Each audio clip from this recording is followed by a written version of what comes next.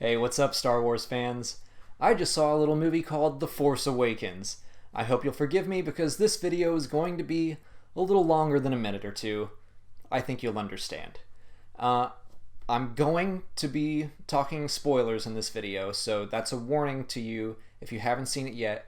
I will say, non-spoilery here, that it was incredible. I loved it. It's everything I wanted it to be. The new characters were a joy to watch. The old characters didn't feel forced or contrived. You're gonna love it. If you haven't seen it, go see it as soon as you can. And also avoid the comment section because I'm sure people are going to be discussing it in here. So that's it. I'm gonna talk spoilers now, so leave right now if you have not seen The Force Awakens. Okay, if you're still here, it's on you. I'm going to spoil it, and I hope you're okay with that. So, I don't know exactly where in my ranking this falls yet, but it's definitely in the top 3. I think it belongs right up there with A New Hope and The Empire Strikes Back. It honestly felt like a really great blend of the two movies. The Force Awakens has a lot of the same beats as A New Hope, but at the same time, there was the characterization, the character arcs, the drama of The Empire Strikes Back. So to me, it felt like a really solid blend of the two films. I think the best thing about these new movies to me were the characters. So I want to talk about each of them. And I'm going to start with Kylo Ren, which, again, if you haven't seen it, I'm going to start off with some really huge spoilers. So if you haven't seen it, go see it. Don't watch this, please. But Kylo Ren, he to me is what Anakin should have been in the prequels. Because, you know what? He is like a dark version of Luke from A New Hope. He's a whiny child. He throws these crazy temper tantrums, but when he does it, it's scary. I mean, he just turns on his lightsaber and just starts blowing stuff up, just wrecking his own ship. That's cool. That's scary. But beyond that, he's having this internal struggle where instead of being tempted by the dark side, he's being tempted by the light. Like, that's a really cool spin. I speculated early on that Kylo would be not force sensitive at all. I thought that maybe he would just be an admirer of Darth Vader and the dark side. He would have had a lightsaber, but not really the skills to use it. I turned out to be wrong. He's very strong in the Force, but he has those temper tantrums. He doesn't really have the skill he needs. And I love that at the end of this movie, our main villain gets his butt kicked. Not only that, he gets his butt kicked by a brand new Force user, who we'll get to Rey in a minute.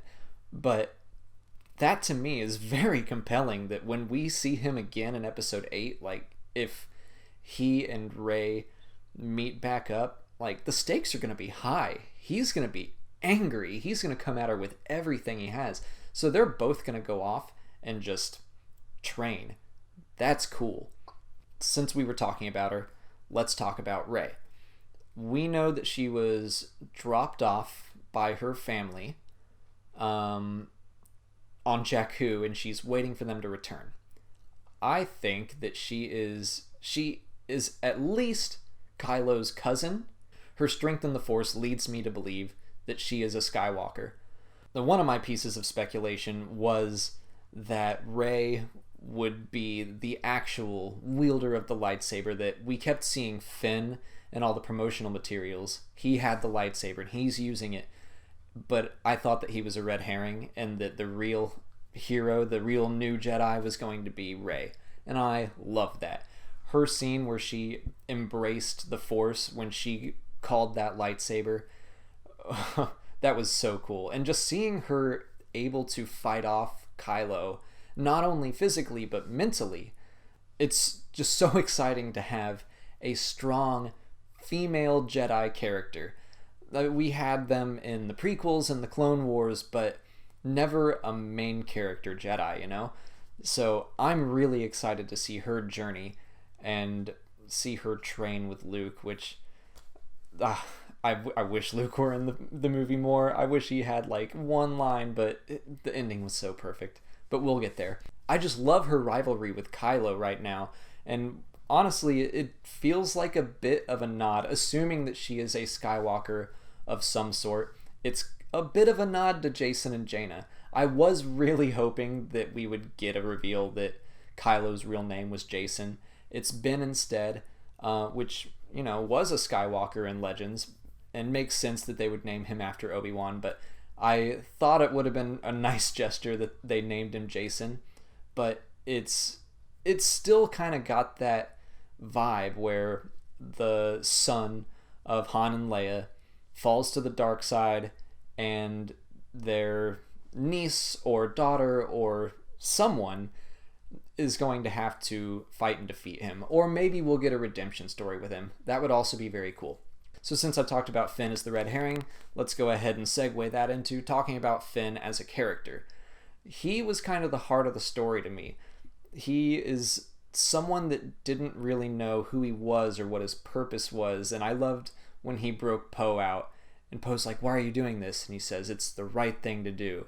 And Poe's like, "You need a pilot, don't you?" "I need a pilot." Doing things for reasons that are bigger than himself, but ultimately all he wants to do is run. Until the end, when Rey gets taken, he wants to rescue her.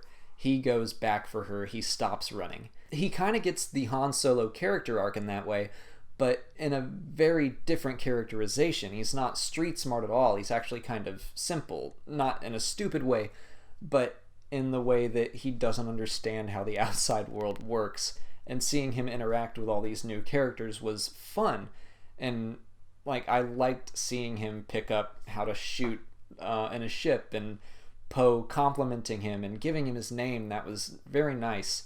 And then seeing him interact with BB-8 and like, "Droid, please." He just wanted BB-8 to be cool and help him out. And BB-8 flashed him that little lighter thumbs up. That, by the way, this movie was surprisingly funny. The comedy was great. So let's talk about the comedy bit, which I think BB-8 was kind of the comedic relief. He had most of the gags, and not only was he funny, he was very emotional, just like R2 was. You knew when he was excited or sad, and BB-8 was one of the highlights of the movie for me. Now, of the new characters, I think that Poe kind of got the short end of the stick.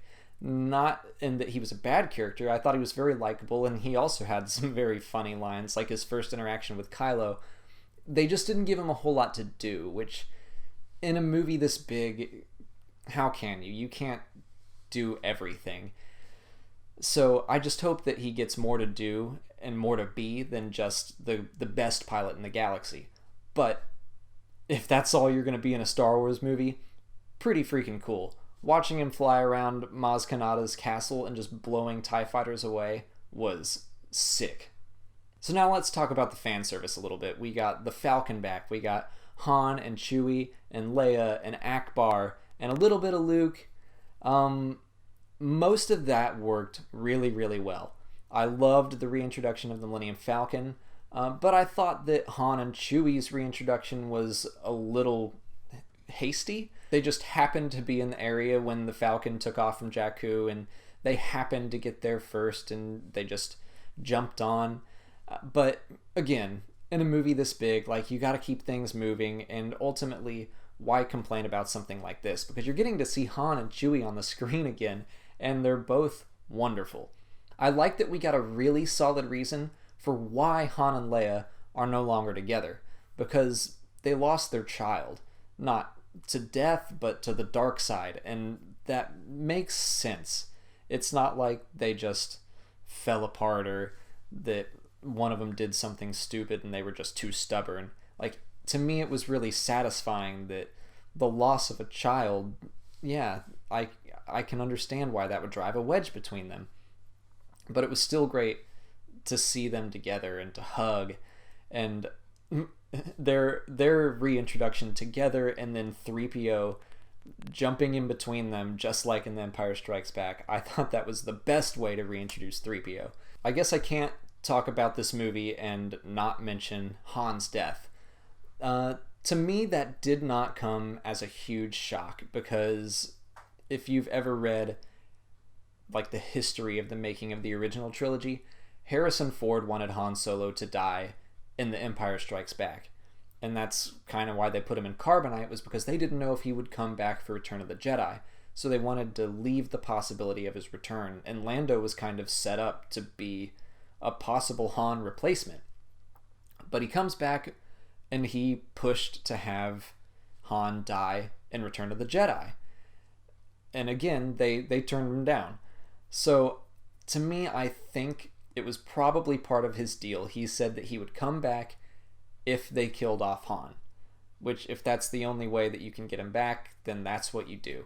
So of course I was still sad when it happened. My heart was actually beating out of my chest, but it was just something that I kind of saw coming, and that's no fault of the movie at all. I'd love to know what you guys thought, if you saw it coming from a mile away or if it was a big surprise to you.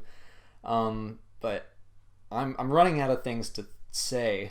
Also, it's just getting late, and I need to edit this video and then get it scheduled for tomorrow. I wanted to try to decide on what my favorite scene of the movie was. It's gotta be the lightsaber fight. I thought that the fight between Finn and Kylo, and then Rey and Kylo, was exceptionally well done. It was exciting but not overly choreographed. There was a lot of emotion in there for how little time we've spent with these new characters. I mean, it felt like the fight between Luke and Vader in Empire Strikes Back. And I just loved the conclusion of it, that Kylo got his butt kicked by Chewie, who shot him, and then I think even Finn got a couple hits off on him, and then Rey finished him off. So it did take a team, but man, I'm excited to see that face-off happen again. And I'm also really excited to see what else happened after Return of the Jedi and before The Force Awakens. I assume we're going to get to know things like who Max von Sydow's character was, and what exactly happened with Luke and Ben that made him become Kylo Ren. It's going to be very exciting to see all that stuff. The last thing I'm going to mention is actually the first spoken line in the movie. It was something along the lines, I'm not going to get it exactly, but when Max von Sydow gives Poe the piece of the map to where Luke is hiding, he says something like, "This should start to make things right." And I don't know if that was intentionally directed at us as Star Wars fans, but it felt like it was, that these films are the Star Wars stories that we want to see. They're going to be fun and exciting with great new characters and apparently a lot of great humor. I'm just so excited for the next couple years. I can't wait to see Rogue One. I can't wait to continue this story with Episode 8. And you know what? I can't wait for Episode 9, when this trilogy is going to come to a head. It's such a great time to be a Star Wars fan, you guys. It's so good. But let's talk about it in the comments. It's getting too late for me to keep going, so I want to know what you guys thought. What was your favorite scene? Who's your favorite new character? Put that in the comments, and I'll be ready to talk about it. And get ready for next week, because all of my videos are going to be about the new characters and the new movie. I'm doing Kylo, Poe, Finn, Rey. I can't remember who else right now, but I'm doing 5 new videos next week, all new Force Awakens characters. So look forward to that. As always, thank you so much for watching, and may the Force be with you. That's it for today. Please subscribe, like, and share to see new Star Wars videos every weekday. And if there's a specific Star Wars topic you'd like me to cover, leave it in the comments and I'll do an episode about it. As always, thank you for watching, and may the Force be with you.